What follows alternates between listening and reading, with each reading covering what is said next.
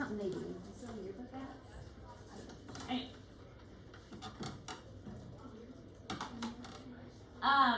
So nature, of course, never makes things easy, and it's never as simple as just straight up dominant and recessive. I mean, sometimes it is. Sometimes it's just dominant and recessive, and that's nice, but it's not always the case. So then we deal with things called incomplete dominance, codominance, epistasis, and pleopatry. And so that's what we're going to talk about today, is when we just don't have dominant and recessive, we've got some other things. And some of your questions in your genetic packets will talk about dominant or incomplete dominant, codominance. I don't know if it talks about epistasis and pleopatry, but I know we do the other two.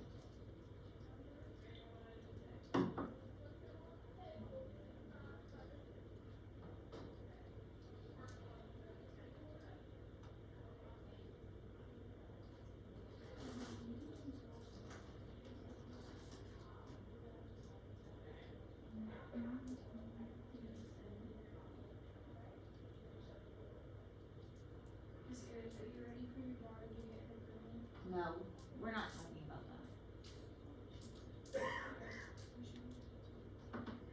She's 15 in October. It's not that bad. For you, you are not the mom of a 15-year-old. Yeah. She's my only girl. She's a baby. I always wanted a girl, and I have one girl, and then 3 smelly boys. I mean, don't get me wrong, I do love my smelly boys, but they're very much 100% boys. Very much so.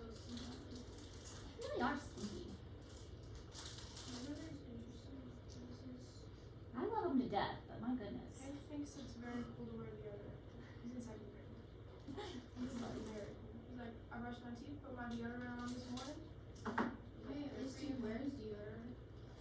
It's There's little high schoolers that don't wear deodorant. Oh, I love my boys. My boys are sweet. Every morning, my 8-year-old, I don't know how he learns, but he gives the best hugs. It's like sometimes kids like squeeze too hard, but my 8-year-old, he gives like the perfect amount of hug. And he's like the best hugger, seriously. And every morning he gives me this perfect hug, and it's like a recharge. His hug is amazing. Anyways, off topic. Incomplete dominance. One allele is not fully dominant over another allele. It is incomplete. So really, this is a really great example. If you have a red flower and it breeds with a white flower, it's a mixture of the two, which is a result. So you get a pink flower. So the red and the white mix and you get a pink. So that is incompletely dominant. So if you have a cat with a long tail and it breeds with a cat that does not have any tail, an incomplete dominant would be a cat with kind of a short tail. So no tail, long tail, you get a short tail. Then you get like maybe a nub, like an in-between. It's a mix. So incompletely dominant is a mix of the two. If you have a dog with long ears and a dog with really short ears, then you get a dog with medium ears. You see where I'm going with this? It's a mix of the two. That's what incomplete is. Pretty simple.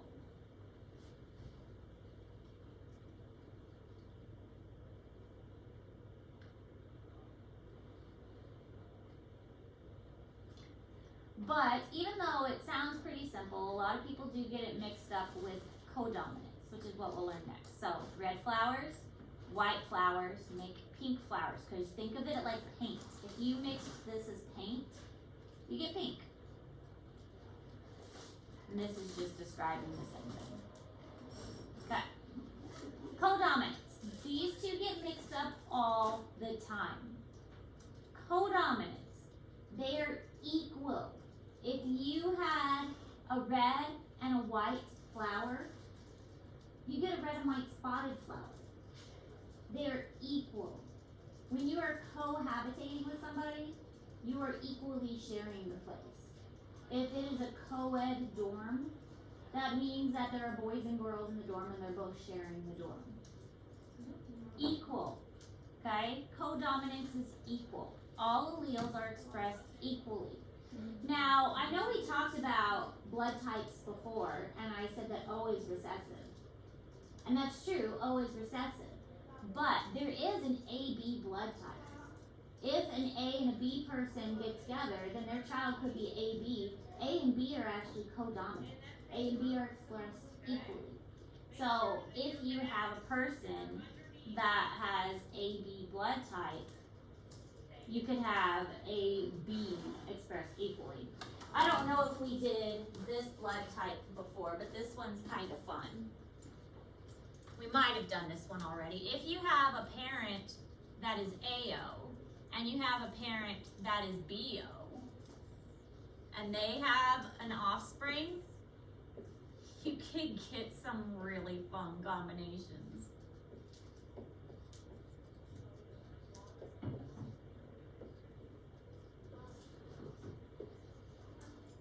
Look what the children could do. You could have 4 children, all with different blood types.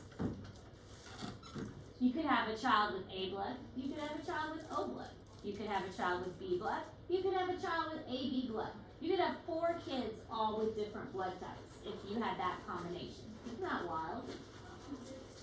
All your children could have different blood types. So codominant is expressed equally.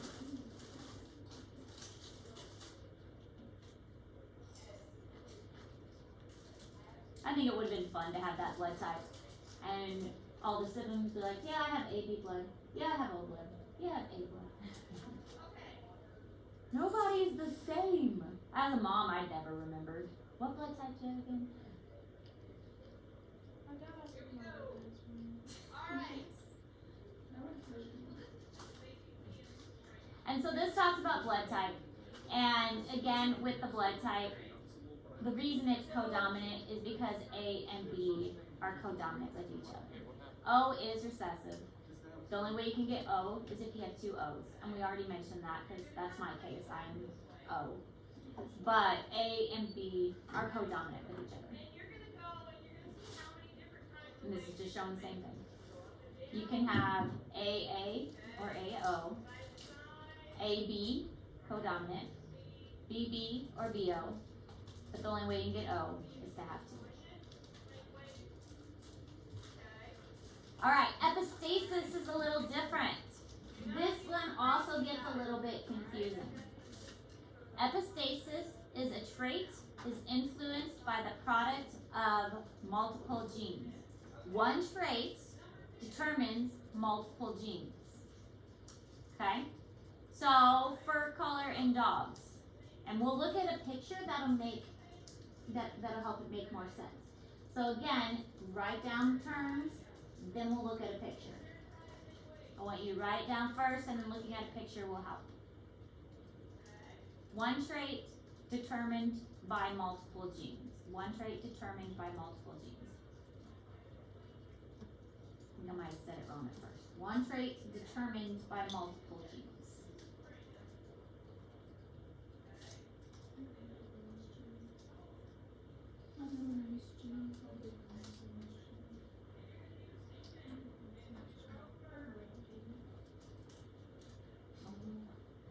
Say your middle name is Gina. Isn't it spelled like G? I think Lorelai's middle name is Jean. It's spelled G-J-E-A-N. Think about it. Yeah. I feel like my niece Lorelai's middle name is Jean.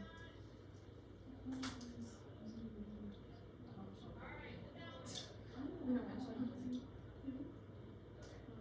The other day, my dad was like trying to walk her name and he doesn't even know how to spell it. He spells it Q-R-E-C-E-Y. Her name?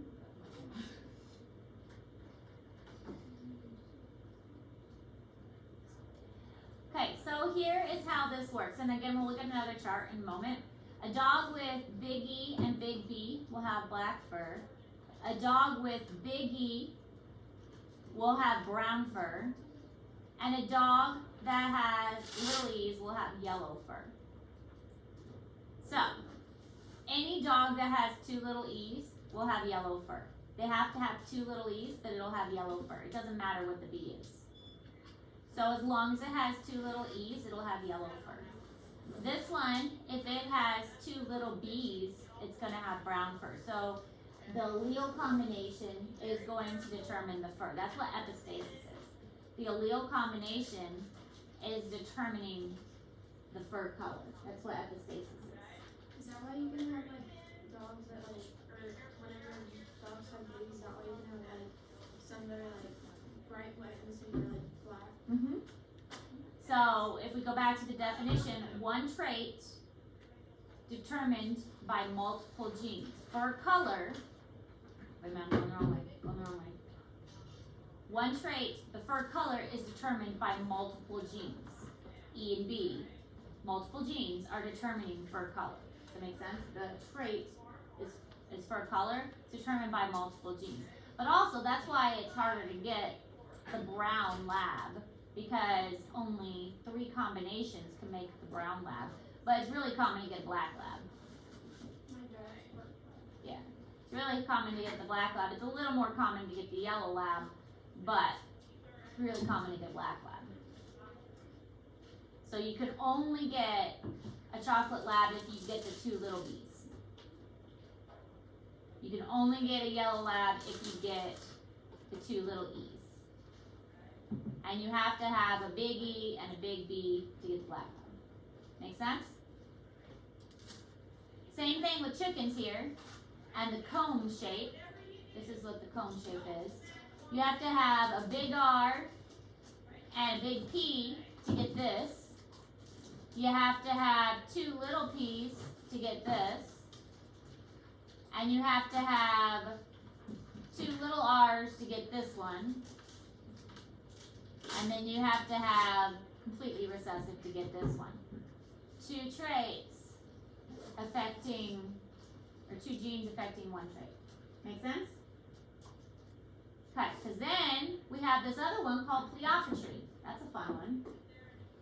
It's the opposite. With pleiopatry, you have 1 gene that affects many different things. So now it's kind of the opposite. Epistasis and pleiopatry are like the reverse of each other. They're the reverse of each other. So these 2 get mixed up a lot too. Pleiopatry is you have 1 gene and it affects many different things in the body. So these are things like sickle cell anemia, cystic fibrosis, and Marfan syndrome. So 1 gene is going to have many different effects and cause many different problems.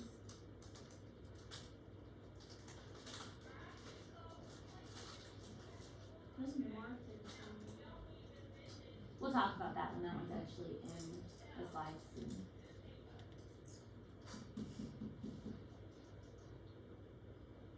And if you're really curious about it, that's one of the genetic diseases you can research for the presentations.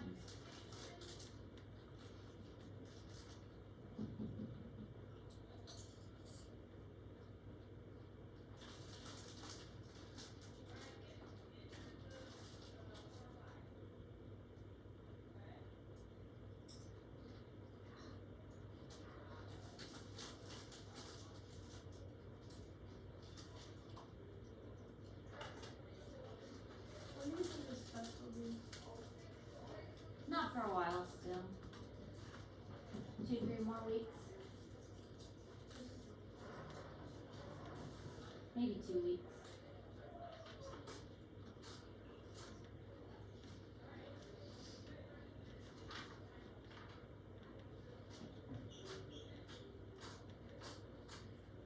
The paper medicals are due till at least next Friday, right? Yes, next Friday.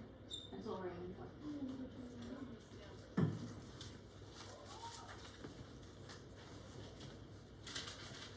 Alright, so here's what Marfan syndrome is. Marfan syndrome is one gene, but it affects many things of the body. Typically, a person with Marfan syndrome has kind of a sunken chest. Their limbs are elongated. Their hands, especially, are really long. And their fingers are elongated. They usually have eye problems, and they are typically taller, and their fingers are really long too. If they go like this with their thumb can actually extend like over the palm. My thumb can't do it, but their thumb goes really, really far down and can come quite like down to here. The nail lady told me to have big nail beds.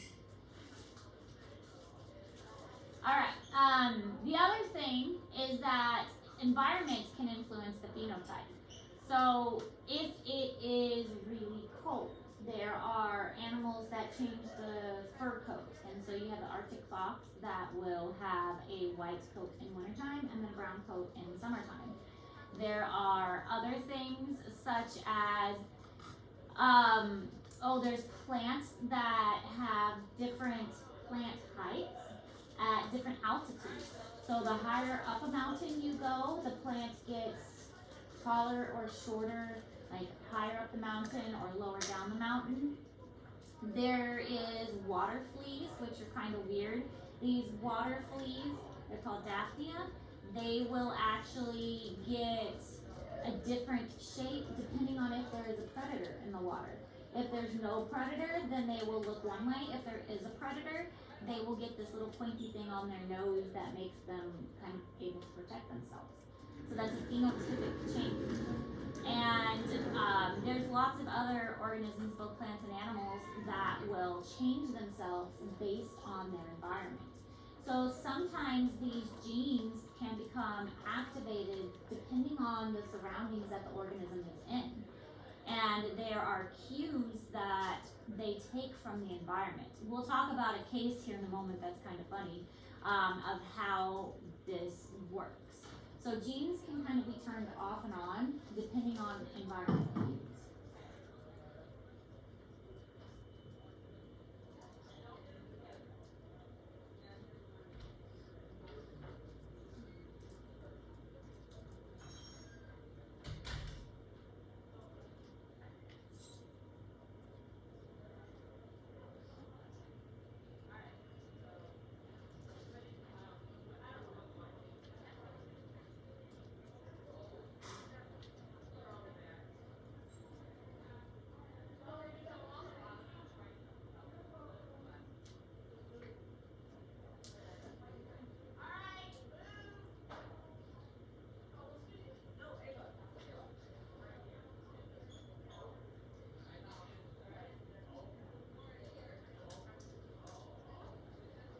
My dad just told me that my children need to put me in State Farm now, which means they can additionally travel State Farm, not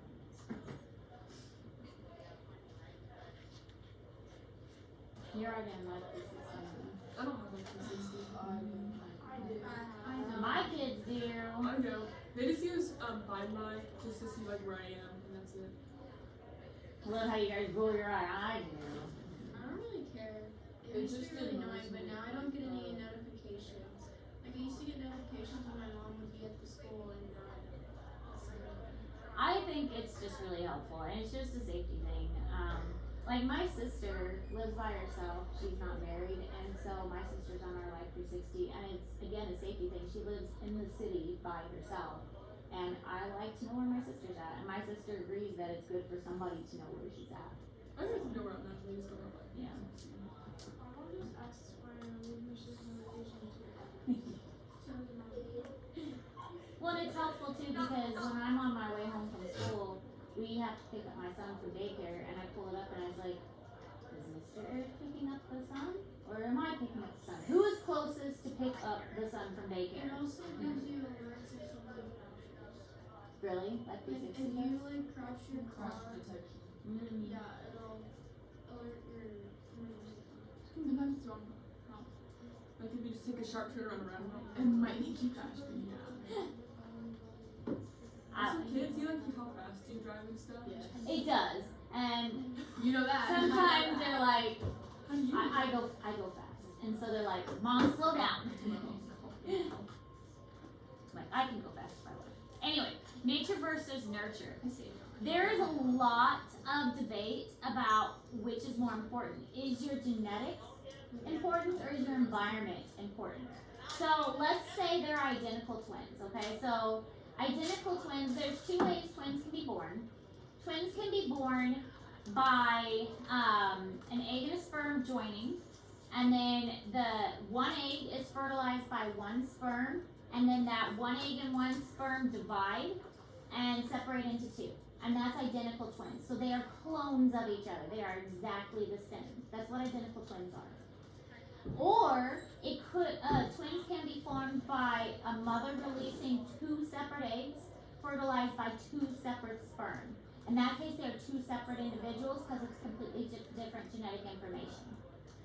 But let's say we took identical twins, genetic clones of each other, and we raised one in an environment where they had enough food to eat, where they could always go to the doctor if they got sick, where they always had a house to live in, they went to school, they always had clothes, that kind of thing. And then we took another and we put them in an area that, maybe they didn't receive proper care and they didn't always have the food that they needed, and they had to, they didn't always have a house and that kind of situation. Do you think they're going to grow up and look exactly the same? Maybe they both. I mean, maybe one of them didn't get dental care, and their teeth were rotted out. Maybe one of them didn't have the right nutrition as a child, and the other one did. So, do you think environment plays a role, or is it all genetics? Well, if environment affects animals, I feel like that affects humans too. It does. Both play an important role. If you take twins and separate them and do that, then environment does play a role, because the child that obviously has enough food to eat and has good dental care and good doctor care and, is raised in a home with shelter and everything they need, is going to not only be healthier, but look different too. I mean, if you take a child and don't give them the food, their body is going to be malnourished, their teeth are probably going to fall out, and, all kinds of bad things. So, environment does play a role in the development of humans and animals and plants and everything.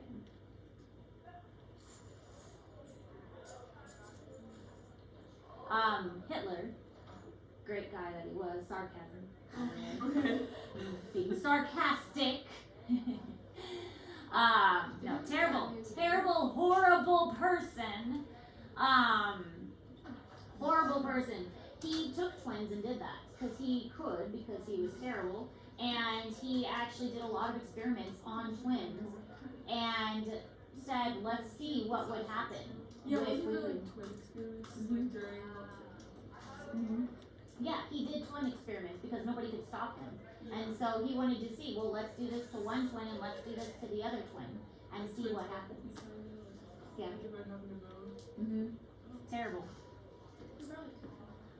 Environmental cues, they will trigger the genes and gene expression. The mechanisms adjust phenotype in response to external cues. So part of an individual's normal ability to adapt to its environment. So here are some examples. This is the water flea, and the water flea, you can see right here, it develops this pointy thing in the environment that has predators. So without predators, it does not have a pointy thing here to defend itself. But when predators are in the environment, it will grow this pointy thing. That gene gets activated to say, there's predators nearby, let's defend ourselves by having this pointy thing. This is a snowshoe hare. In the summertime, it's going to have the brown coloration for camouflage, and in the wintertime, it's going to have white coloration. And this is a plant called yarrow. Yarrow is going to grow at different heights depending on altitude. So at higher elevations, it's going to be can't remember. I think this is low down the mountain, and this is at the middle of the mountain, and this is higher up the mountain. So it gets tall, short, and then tall at different heights of the mountain. Now this experiment, oh, is so sad, but it's kind of funny, but it's kind of sad. So a gene is activated on this particular type of rabbit, not all rabbits, but this particular type of rabbit, that when the temperature is colder on the rabbit, the fur grows in black. So the ears, the nose, the toes, and the tail are a little bit colder, and so those areas are black on the rabbit. And the scientists were like, oh, I wonder if we can activate that particular gene. And so the body that is white here is warmer, and that's why this gene for white fur is activated. So they shaved his back and placed an ice pack on his back. And they're like, let's see if we can activate that black gene, and they did. And so by keeping an ice pack on his back while his fur grew back, they activated that gene for black colored fur. Did that numb the skin? Like, at some point get so cold? I think they did, but I don't think it was like super, super cold. I think it was just cold enough, like to keep it at the same temperature as his like toes and feet and his ears, that they activated that gene for black fur, and they made a little black patch on his fur. Or his body, maybe check a pattern. Yeah, they could make little patterns on him. So it's an example of how different genes can be activated, so based on environment. And then here's the yarrow. So at higher elevations, it grew tall. At the middle of the mountain, it grew short, and then at the bottom, it grew tall again. So again, based on environmental influences. And the daphne, like I said, is a water flea. It got pointy things here. Oh no, this is the pointy part. I was pointing at the wrong part. This is the pointy part. So no predator looks like this, and then this pointy part here when a predator was nearby. So he got quite vicious when a predator was nearby so that he could protect himself. Alright, there's also something called continuous variation. This is where a trait is just changing continuously, and there's a lot of things affecting it, and it gives kind of this nice bell-shaped curve that looks like this because there's just so much variation going on. So continuous variation in science gives this bell-shaped curve, and we call it a bell-shaped curve because it looks like if you took a bell and you sat it down. And bell-shaped curves are we really like them in science because they're nice and pretty. It represents an average. Here's our average. And then we have some extremes, like so this would be one extreme, this would be the other extreme. But we like them in science because these are things that occur, it's a normal occurrence. It's a normal occurrence to see these bell-shaped curves. And we will actually see these more in ecology. When we get to our ecology unit, we see these bell-shaped curves more frequently. But when we see these, that means that this is a normal kind of pattern that is going on. So these bell-shaped curves mean this is a normal pattern. So here we see another bell-shaped curve. So with this continuous variation, that means that there's a lot of things going on here. But all these things adding up means that this is a normal thing happening. But if we see like a lot of like jumbliness all over the place, then that means that it's pretty unpredictable. Or if we see like a spike and then a down, and then an up and a down, that also means unpredictable.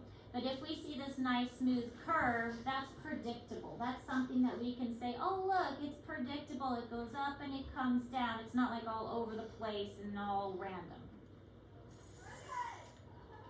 With these bell-shaped curves, it's stuff that we can predict. It's stuff that we can point to and say it's going to go up here, and then it's going to reach its peak, and then it's going to go back down. So the more genes and environmental factors that influence a trait, the more continuous the variation is going to be. So face length in dogs, if you look at a dog, their face is going, like the snout is going to vary. You've got pugs that have no nose. And then you've got some dogs, like a bloodhound, that have these very, very long noses. And there's a lot of in between. Like my Great Dane, for instance, has a very long nose. And so that usually means they're going to have a good sense of smell. But then you also have these little Boston Terriers that have these little pug noses. Or like a bulldog that also has a pug nose. There's a lot of in between there. The other one is human skin color. There is a lot of variation in skin color. You have some people who are very pale, and then you have some people who are very dark, and there's a whole lot of in between there. Another one is human height. We are not all the same height. We have some very short people, we have some very tall people, and that's a bell curve. So on this bell curve, you're going to have some really short people, you're going to have some really tall people, but you're going to have a whole lot of people that fall right here in the middle.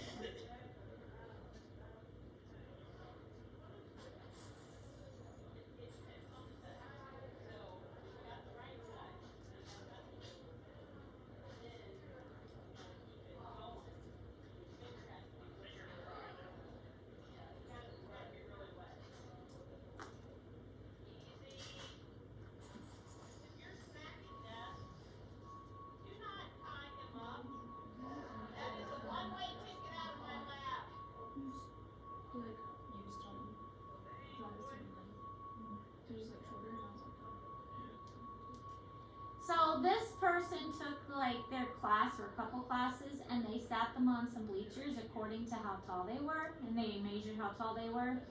And if they were this tall, they had them sit here, and if they were this tall, they had them sit here. And it was really kind of a fun experiment because they actually made a bell curve, essentially.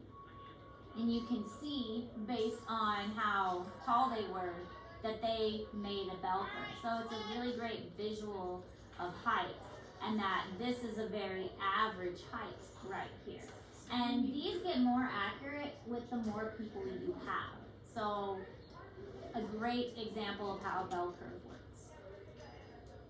And faces of dogs again. So here would be a bulldog with a very short snout, and then a dog with a very long snout.